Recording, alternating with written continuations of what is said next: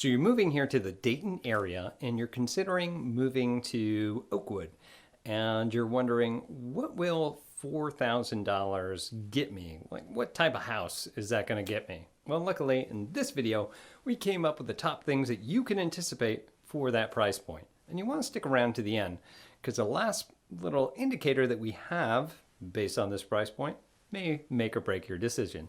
So stick around.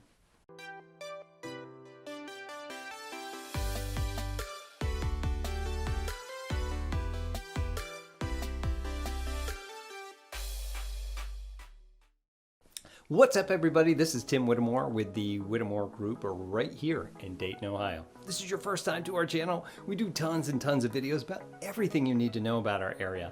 Now, as a military veteran of 14 years and now military spouse, I've moved so many places. And every time I move somewhere, there was always such a lack of information of where to move to and what to anticipate. That's why I created this channel for you. So go ahead and hit that subscribe button.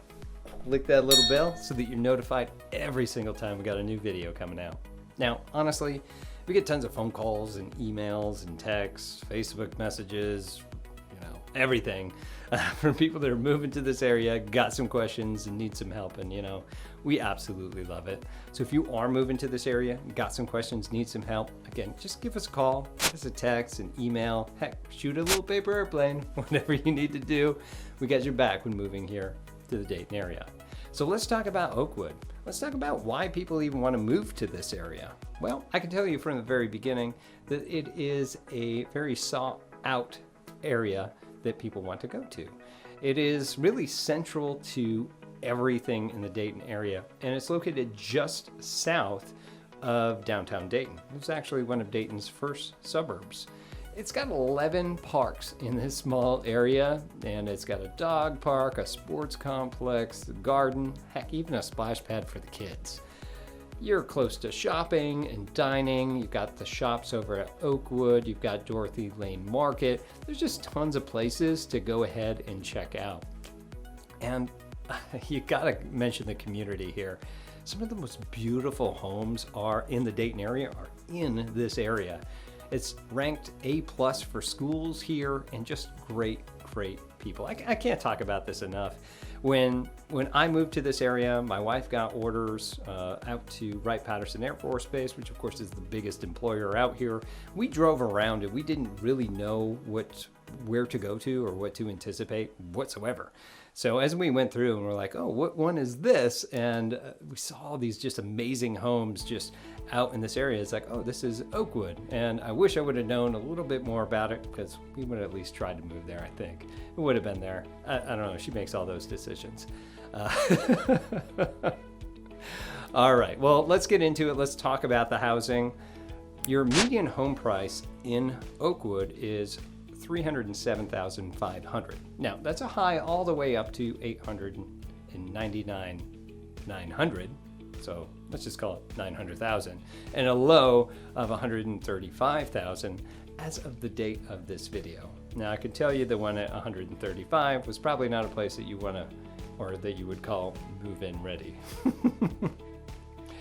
All right, and as the date of this video, there is a gap between like $385,000 all the way up to $425,000. There's not a lot of homes right in that $400,000, okay?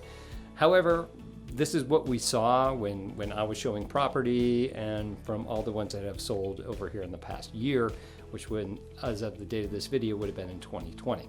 Okay, so let's talk about that. Let's talk about some of our experiences and what we saw in these particular homes. Good news is that $400,000 is quite a bit above what the median home price is in Oakwood. So you're going to see a lot of updates. You're going to see a lot of like upper class type homes, even in an upper class neighborhood. Pretty good, right? Okay, so down to the specifics, we have square footage.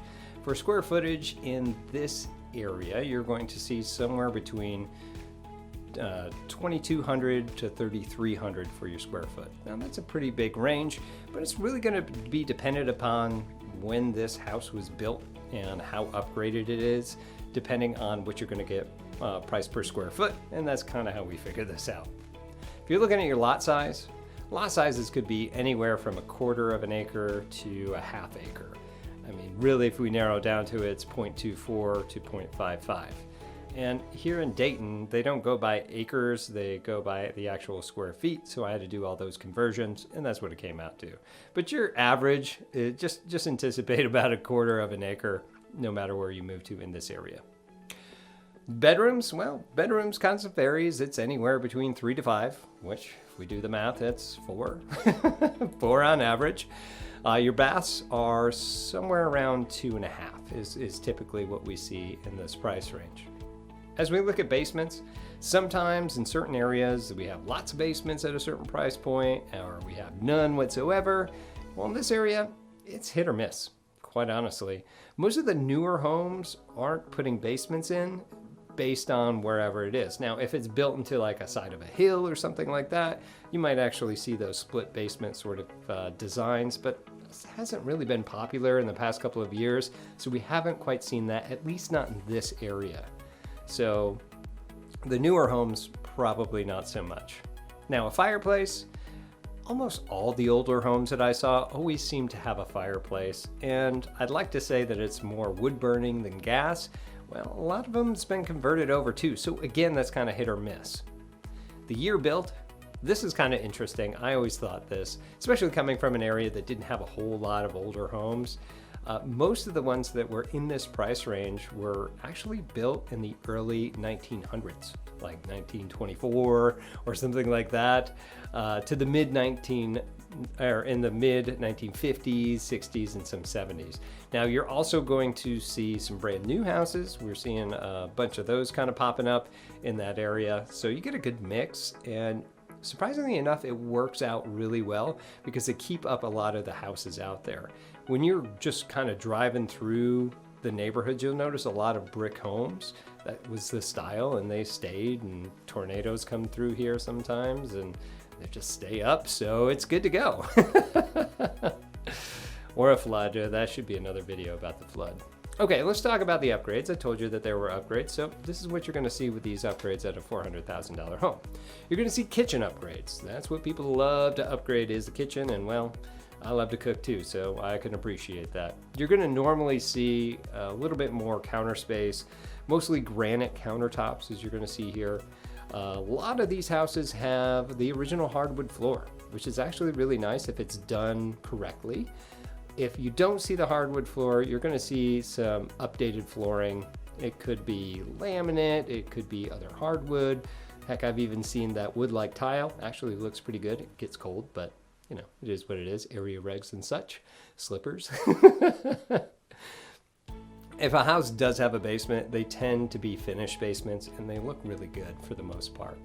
Now, the bathrooms are kind of interesting. I just say that coming from the market center that I did before. Especially some of these older homes, they've been remodeled.